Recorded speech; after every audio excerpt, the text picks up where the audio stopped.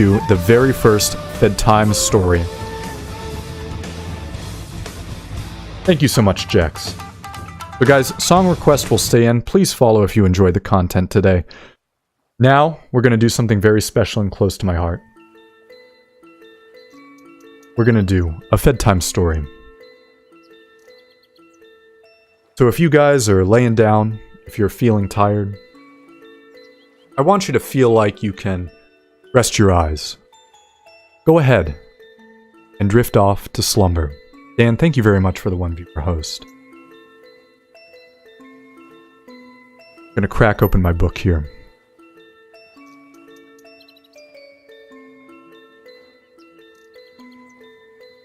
Chat, tonight you're going to hear the story of Feddy Ghoster and the story of Fedwarts. Feddy Ghoster was just a young ghost, a boy, living with cruel and terrible foster ghost parents. Feddy Ghoster lived underneath a trash can, which was inside of a garbage compactor. And every day he looked up at the stars and thought, am I not supposed to have more in this life? Am I not supposed to have something nice? But every day, he would wake up to his terrible and cruel ghost foster parents who had 6 heads and breathed fire. And they would burn his little ghost body, which didn't hurt because he was a ghost, but it was rude all the same. So, Feddy Ghoster sat and he wished and he thought, maybe, just maybe, something good. I read the corn chip. Just sleeps in the nude. Okay. Alright. Serious time. Serious time. And one day, a small possum came to Feddy Ghoster's house. And Feddy Ghoster looked at the possum. It was strange. It was all black. Possums aren't all black, he thought. I wonder what this little creature is. And the possum scrambled into the house, knocking over most of the bowls, plates, and ghost food that they had and were going to eat. And when they finally subdued that terrible little possum, they noticed that there was a letter stapled to its back. So they opened the letter while on the possum's back, and it read aloud, Feddy Ghosters, we humbly invite you to the School of Ghostery at Fedwarts. And Feddy Ghosters said to himself, what do you mean? I'm a ghost?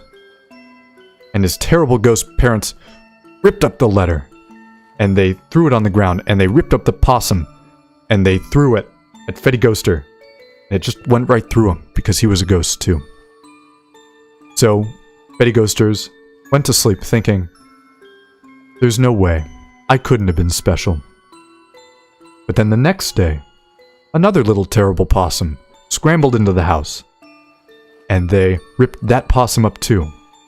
And every day, for months, they filled their house with letters and possums. Until one day, Feddy awoke to the scrambling of thousands of possums. And certainly his ghostly parents couldn't have ripped up all those possums. No way. In fact, the terrible little possums carried Feddy Ghoster's terrible parents out of the house and down the street into a river where they were never to be seen again. And Feddy Ghosters opened the letter, and it read, Feddy Ghosters, you're a ghost wizard, come to Fedwarts right now. And then suddenly, out of seemingly nowhere, a large, ghostly beast of a man appeared, and he had a big, white, fake spiderweb beard. You know the fake spiderweb you get at Halloween time? He had that. for a face. It was his entire face. It was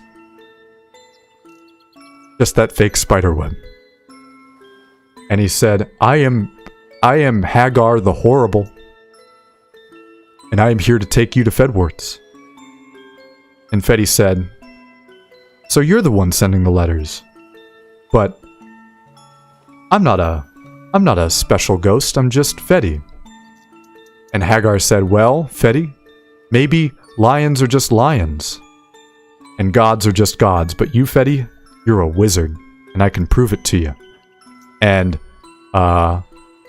Hagar the Horrible turned on the TV, and he showed him a magical picture of his terrible parents being ripped to shreds by possums. Feddy said, wow. Hagar took out what had to be a flask of ghostly whiskey, and he gave it to Feddy. And he said, take a long pull, kid. Do you like flying motorcycles? Because that's what I drive. And Feddy said, anything's better than walking. And they both had a jolly laugh. So the next day, Hagar took Feddy on a flying motorcycle to a bus station in Detroit.